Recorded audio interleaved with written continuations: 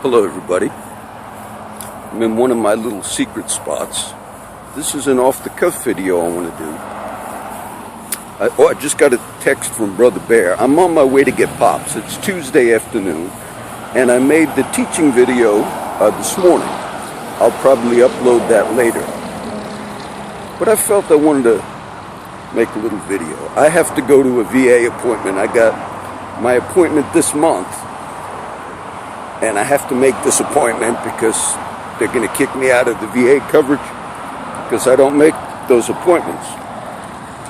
Or else I would have been out of here by now. I had a friend of mine, Ed. So you see, I want you guys follow everything. I don't think I'll curse on this video. But I had a friend of mine named Ed. And I met him about 2 years ago. It's funny how I meet the guy. It's David Martin, who lives not too far from here. My other friend, David. But he was in government housing, had a neighbor, and the two neighbors were always drinking, and they were kind of rowdy, and I had some good talks with those guys. I said, David, it's ministry. But Ed, I met him there, and then I ran into him in the Bluff once. I said, hey, brother. But Ed, I don't know what happened to him. He went to a few of the little things I was doing. But Ed told me a story. He said, this is what he said. I don't know if it's true, but many years ago, he had some girl, I guess he gave her drugs or something, or gave her something, you know, the way it is in the world. She didn't pay him, so something like he had sex with her for the payment or something. It's his story. But either way, he got convicted on like a rape charge on that woman. And this, I think Florida, he said. But he got, you know, a sex offender status. And Ed told me, he said, you know, John, he talked to me. I said, well, Ed, you know, things happen in life. He said, but what I do, he was living out on North Beach. He said, but I noticed every time I meet new people, and he says, and I'll tell him about the story. He says, I wind up then cutting all those people off. He said, I just wind up cutting everybody off. He said that was like a thing for him.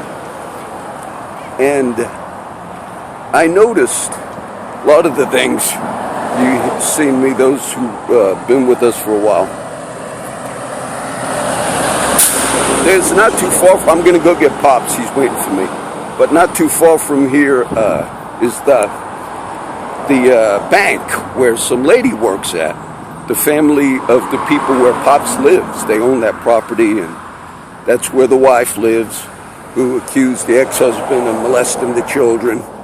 The daughter grew up now. She said, no, my mom asked me to lie. She was 10 or 8. Everybody knows.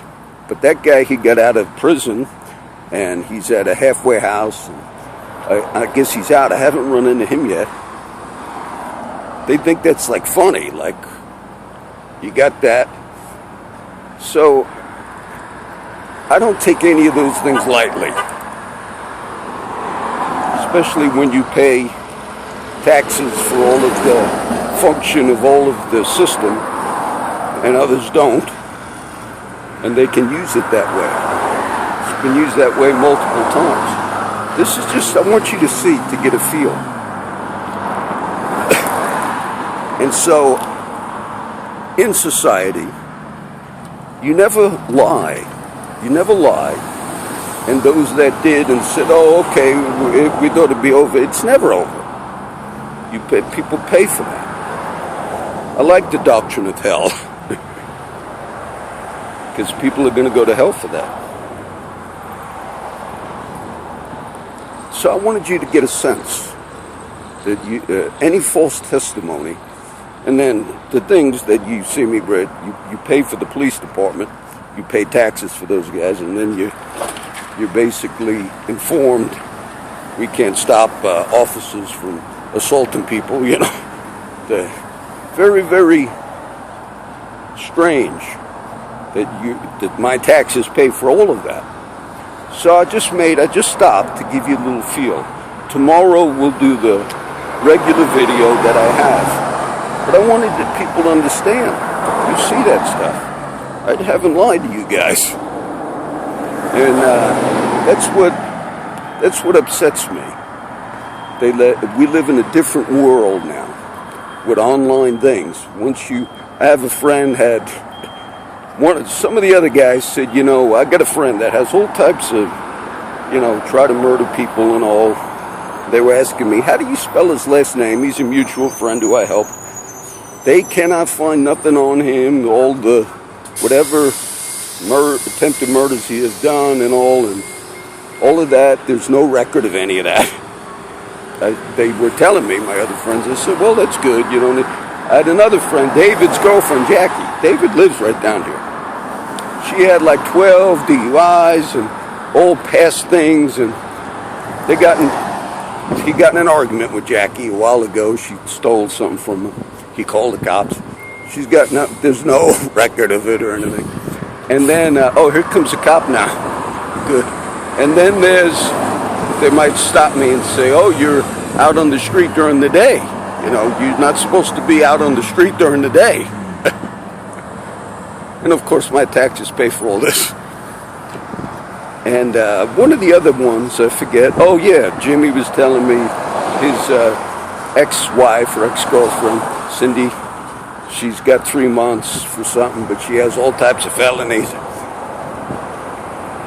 But when you use false testimony, and then you get a record on somebody, no matter where you go, people, because we live in an online world, so no matter where you go, let's check that out. Very destructive. You should always tell the truth. You should never make false accusation and then think a year later it's done. It's never done. I learned, my friend Ed told me that. I don't. Nothing like that. You lie about somebody, I would have. So that's a permanent thing. I'm still in process of leaving Texas. But it doesn't make a difference. No matter where you go, you're in an online world. And the people cases you've heard me speak about, the women that have done those things, accused their husbands, the lady who shot Jack Connor, same thing, she had that history. They've done some bad stuff by doing that. They've affected everybody. Just want you to see that.